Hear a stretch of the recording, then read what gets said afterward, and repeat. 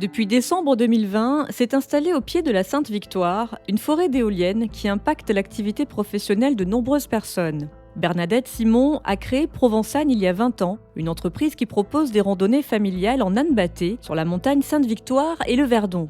Pour Bernadette, l'installation de ces éoliennes est perçue comme une agression.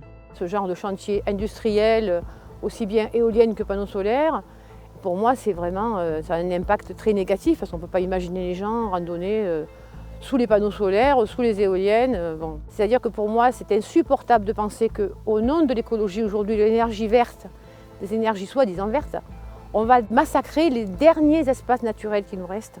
On a massacré pour le commerce, pour l'industrie, pour la circulation, on a bétonné, goudronné, et maintenant on va détruire les forêts. Tout ça pour soi-disant lutter contre le réchauffement climatique. Donc on se pose des questions, tuer des arbres pour lutter contre le réchauffement climatique, alors qu'on a déjà tellement de zones qui sont urbanisées, bétonnées, goudronnées, qu'on pourrait utiliser. Selon un récent sondage, 62% des personnes interrogées sont favorables à la suspension des projets éoliens sur les domaines d'espèces protégées.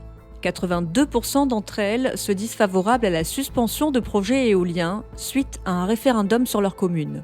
La Provence et la Provence verte, c'est-à-dire l'arrière-pays du Var, qui ont commencé à développer vers un tourisme vert, respectueux et avec une beauté des paysages, on est en train de le massacrer. Donc c'est à ne plus rien comprendre. C'est-à-dire qu'on a un discours politique général qui dit il faut ci, il faut là, et parallèlement à ça, les bulldozers défoncent et massacrent nos paysages. Bon, il y a certainement, je pense, des intérêts financiers qui nous dépassent, C'est un massacre à la bétonneuse. Voilà. Qu'est-ce qui va se passer dans 25 ans quand vos éoliennes ne marcheront plus? C'est le contribuable qui va payer. Pour le moment, c'est le contribuable qui paye l'électricité.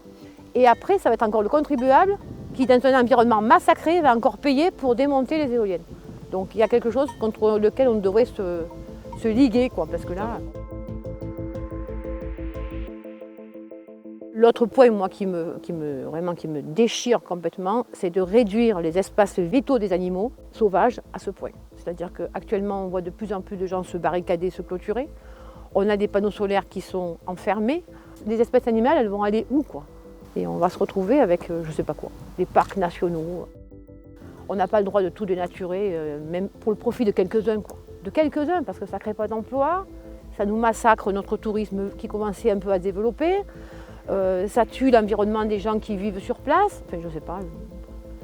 Il y a quelque chose qui me dépasse. Je ne dois pas être la bonne planète, en fait, je pense. Je vais me tromper de planète.